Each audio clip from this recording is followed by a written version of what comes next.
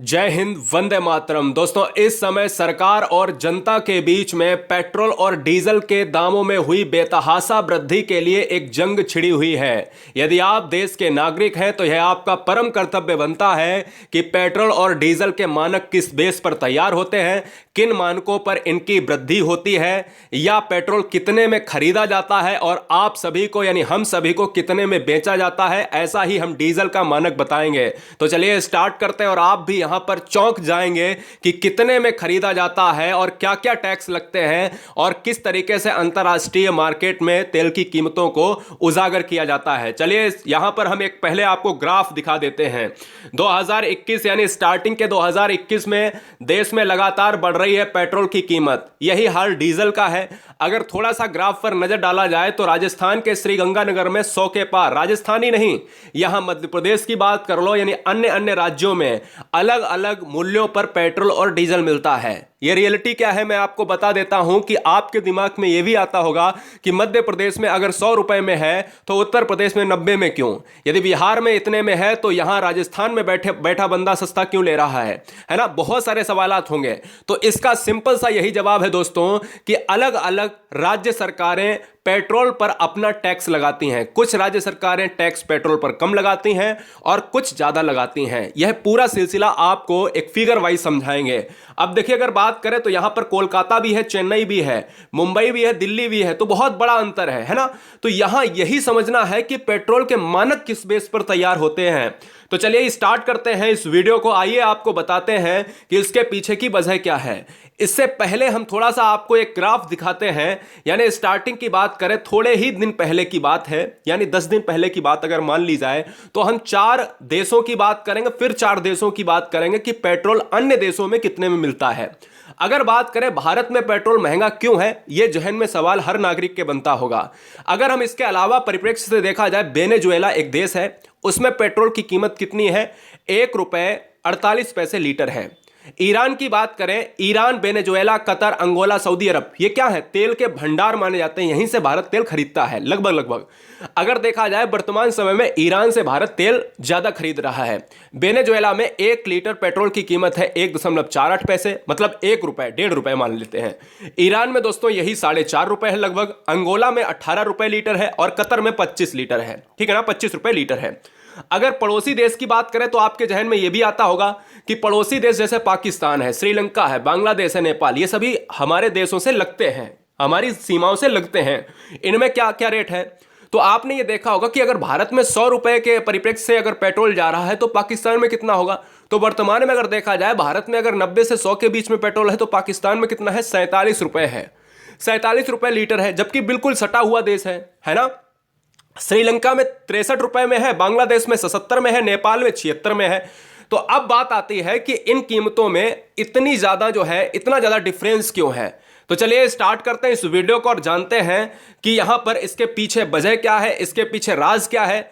भाई देखिए, ईरान से अगर हम लेते हैं तेल और ईरान से ही पाकिस्तान लेता है तेल, अगर माना कि एक परिप्रेक्ष्य मान लेते हैं एग्जाम्पल के तौर पर, तो कहीं ना कहीं मिलता तो उतने में ही होगा। लेकिन फिर इतना जो है टैक्स कहां से आ जाता है कि अगर पाकिस्तान में 47 का है और भारत में 100 में बिक रहा है, मतलब क्या है इसका। तो समझाते हैं देसी भाषा में, सिंपल सा फैक्ट।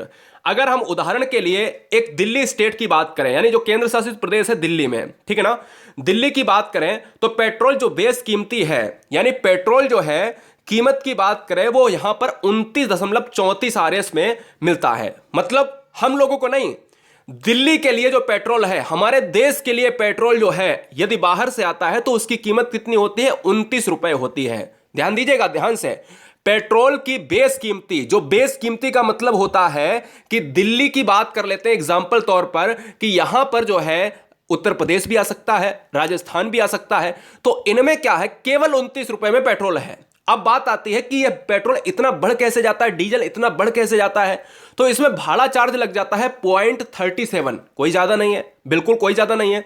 तो यहां पर 37 पैसे का एक भाड़ा चार्ज लग जाता है पर लीटर के हिसाब से, ठीक है ना, पर लीटर के हिसाब से 37 पैसे का भाड़ा चार्ज लगता है। तो अब कितना हो गया, 29.34 से 0.37 हमने मिला दिए तो टोटल हो गया 29.71, है ना। तो हम कह सकते हैं लगभग 30 रुपए में अभी भी पेट्रोल है। लेकिन ये बताओ, भाड़ा भी लगा दिया और सब कुछ हो गया और पेट्रोल की कीमतें अभी भी 30 रुपए हैं, लेकिन फिर हमें अभी 100 रुपए में क्यों मिल रहा है? तो आगे हम बात करते हैं कि केंद्र सरकार का टैक्स जो होता है दोस्तों, जिसको हम कहते हैं एक्साइज ड्यूटी, तो केंद्र सरकार उस 30 रुपए वाले पेट्रोल पर अपने आप 32 रुपए क्या लगा देता है, लगभग 33 रुपए, 32.98 रुपए अपना टैक्स लगा देती है।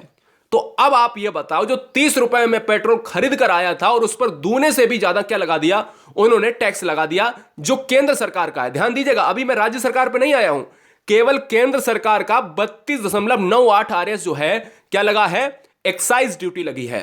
यानी 30 रुपए में आया पेट्रोल देश में 32 रुपए और एक्स्ट्रा एक्साइज ड्यूटी जो भारत सरकार ने जोड़ दी। अब पेट्रोल की कीमत कितनी हो गई होगी?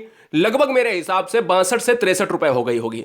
लेकिन जैसे ही वो पेट्रोल भारत सरकार के अंडर में होता है और फिर क्या हुआ कि वो जाएगा राजस्थान, बिहार, झारखंड, पश्चिम बंगाल, उत्तर प्रदेश, मध्य प्रदेश, इन राज्यों में जैसे गया, दिल्ली में गया, तो यहां पर अगर हम बात करें दिल्ली की, तो राज्य सरकार में दिल्ली की जो कीमतें हैं वह वैट लगाती है। यानी राज्य सरकार जो कर लगाती है वो वैट होता है, और राज्य सरकार जो दिल्ली की है दोस्तों, वहां पर 20 रुपए लगभग लगता है, यानी 19.92 आरएस चार्ज लगता है। तो कुल मिलाकर जो 30 रुपए का पेट्रोल था उस पर केंद्र सरकार ने जो टैक्स लगाया है वो 32.98 रुपए लगाया है, और राज्य सरकारें हमेशा BAT टैक्स लगाती हैं। बैट का मतलब होता है वैल्यू एडेड टैक्स। क्लियर है? तो राज्य सरकार की जो कीमतें होती हैं, मध्य प्रदेश की राज्य सरकार अलग कीमत लगाती है, दिल्ली में 19 लगता है, ऐसे ही उत्तर प्रदेश, बिहार में अलग अलग लगता है। अब यार ये कंफर्म हो गया कि इसमें जो है 30 वाले यानी 29.71 में 32.98 जुड़ जाएगा, साथ ही साथ 19.92 यानी स्टेट जुड़ जाएगा, और हर पेट्रोल पंप के पास जब भी पहुंचता है तो हर पेट्रोल पंप कितना चार्ज करेगा, लगभग 3.69 पैसे चार्ज करेगा। तो अब ये टोटल अगर हम जोड़ दें इसको 29.71 से, ये 32 और 19 और 3 इनको अगर जोड़ेंगे तो आप याद रखो कि यह पूरा हमें पड़ जाता है 86.30 पैसे ग्राहक से पड़ते हैं। तो दिल्ली का ये रेट है दोस्तों।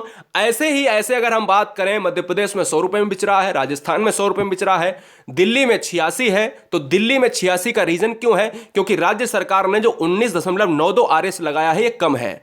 ऐसे ही अगर मध्य प्रदेश की बात करें, राजस्थान की बात करें, तो यहां पर बैट जो लगता है वो राज्य सरकार ज्यादा ठोक देती है।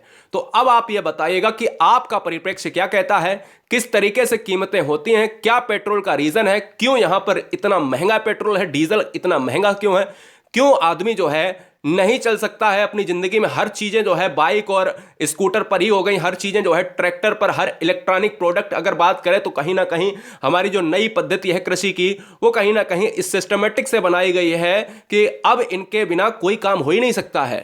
तो कहीं ना कहीं एक दुविधा वाली बात है। आप क्या सोचते हो, बिल्कुल यहां कमेंट बॉक्स में बताएं कि क्या आप सही सोचते हैं, क्या इतनी जो है कीमतें होनी चाहिए सरकार के द्वारा? तो दोस्तों यहां पर अपने राय कमेंट बॉक्स में जरूर दीजिएगा। जय हिंद, वंदे मातरम।